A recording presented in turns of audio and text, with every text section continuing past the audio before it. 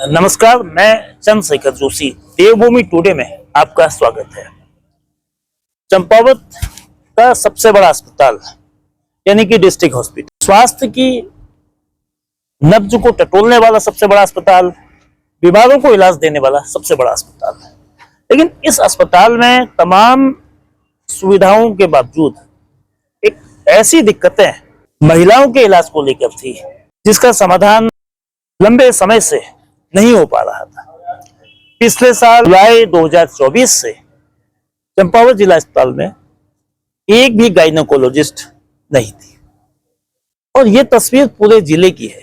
जाहिर है कि चंपावत जिला अस्पताल में ये हालात, महिलाओं के इलाज की जो तकलीफ है, महिलाओं के इलाज न मिलने की जो समस्या है, वो भयावह होती रही। जुलाई 2024 से अक्टूबर 2024 तक तमाम परिस्थितियों को देखते हुए निदेशालय ने, शासन ने जुलाई 24 से अक्टूबर 2024 तक संबद्धीकरण व्यवस्था के माध्यम से महिलाओं के इलाज, खासतौर पर गर्भवती महिलाओं के ट्रीटमेंट के लिए गायनेकोलॉजिस्ट की तैनाती करी। अलग अलग अस्पतालों से 10-10 दिनों के लिए गायनेकोलॉजिस्ट तैनात किए गए, लेकिन वो समयावधि भी अक्टूबर 2024 में पूरी हो गई। अक्टूबर के बाद से ऐसी स्थिति काफी समय तक रही और वर्ष 2025 में एक बार फिर जनवरी में संबद्धीकरण से हालात को सुधारने की कोशिश की गई। संबद्धीकरण की अपनी समस्याएं थी। कुछ दिनों के लिए व्यवस्था सामान्य होती, लेकिन गर्भवती महिलाओं और बाकी महिलाओं ट्रीटमेंट की, खासतौर पे जो सीजेरियन डिलीवरी की दिक्कतों का निदान नहीं हो पा रहा था। अंततः अब स्वास्थ्य निदेशालय ने चंपावत को एक पूर्णकालिक गायनेकोलॉजिस्ट की व्यवस्था की है, एक पूर्णकालिक गायनेकोलॉजिस्ट मुहैया कराया है। ज्योति मौर्य ने एक गायनेकोलॉजिस्ट के रूप में चंपावत में अपनी जिम्मेदारी को संभाल लिया है। मुख्यमंत्री पुष्कर सिंह धामी का निर्वाचन क्षेत्र वाला जिला है और चंपावत को मॉडल डिस्ट्रिक्ट बनाने की परिकल्पना है। उस परिकल्पना को साकार करने में जो सबसे अहम कड़ी है वो स्वास्थ्य है। स्वास्थ्य के बगैर जिले को ना मॉडल बनाया जा सकता है, ना मॉडर्न बनाया जा सकता है। इस तस्वीर को बदलने के लिए जरूरी है कि महिलाओं के इलाज की व्यवस्था बेहतर हो, बच्चों के इलाज की व्यवस्था बेहतर हो। फिलहाल जो बॉन्डधारी गायनेकोलॉजिस्ट की तैनाती के बाद से हालात सुधरने की उम्मीद है, लेकिन बाल रोग विशेषज्ञ को लेकर तस्वीर अभी भी ज्यों की त्यों है। लंबे समय से चंपावत के जिला अस्पताल में एक भी बाल रोग विशेषज्ञ नहीं है। चंपावत जिला अस्पताल के अलावा लोहाघाट के उपजिला अस्पताल और टनकपुर के उपजिला अस्पताल में भी कमोबेश ऐसी ही स्थिति है। चंपावत में करीब 55,000 बच्चे 10 साल से कम उम्र के हैं। इसी तरह से 3 लाख की आबादी में 1.25 लाख महिलाएं हैं, बालिकाएं हैं जिनको गायनेकोलॉजिस्ट की जरूरत पड़ती है।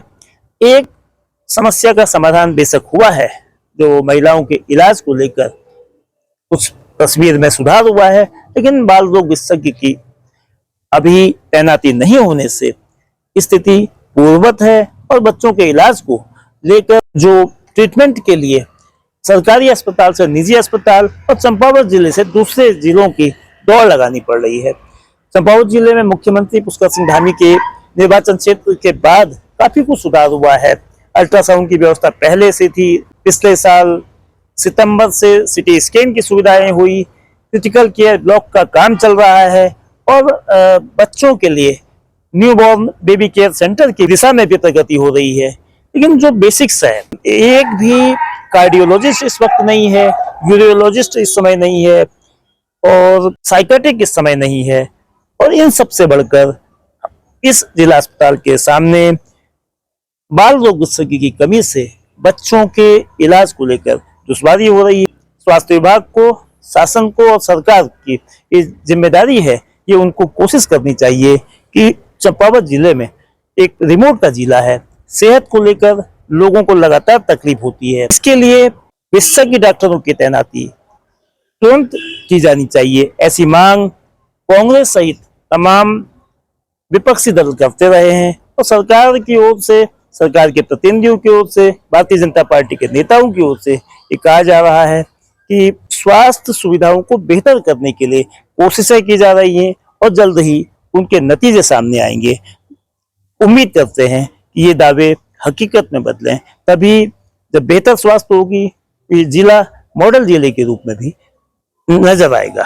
वैसे विगत जो है कि नवंबर लास्ट से जो है कि रोटेशन के आधार पर जो गायनिकोलॉजिस्ट और पीडियाट्रिशियन की तरह यहाँ काम चलाया जा रहा था। वर्तमान में कल दिनांक जो है कि 13 को जो है हमारे यहाँ एक गायनिकोलॉजिस्ट जो बॉन्ड वाले ने ज्वाइन कर लिया है और दूसरा जो है यूको बीपीसी गायनिकोलॉजिस्ट को मिलना चाहिए। अगर इस हिसाब से जो है अब रेगुलर इस तरीके से कोई दिक्कत नहीं आएगी। बराबर हमारे यहाँ जो है सीजर होते आए हैं। कल जिस गायनिकोलॉजिस्ट ने ज्वाइन किया आने के बाद, कल शाम को ज्वाइन करने के बाद जो है आज मॉर्निंग में 3 बजे एक सीजर का रखा है, अभी 2-2:30 बजे एक सीजर लग चुका है और शाम को एक सीजर की तैयारी की जा रही है। और इसके अलावा जो बाल रोग विशेषज्ञ की तैनाती के लिए एक एनएचएम से तैनाती हुई है, ये अभी बाल रोग विशेषज्ञ का कोई लिस्ट न हमें उपलब्ध हुआ है, न उनका कोई संपर्क हमसे किया गया है, क्योंकि जो है यूको बीपीसी जो गायनिकोलॉजिस्ट आया था उसने तो हमें संपर्क किया, लेकिन पीडियाट्रिशियन के द्वारा हमें कोई संपर्क नहीं किया गया, इसलिए मैं नहीं कह सकता हूँ कि अभी कब तक आएंगे वो।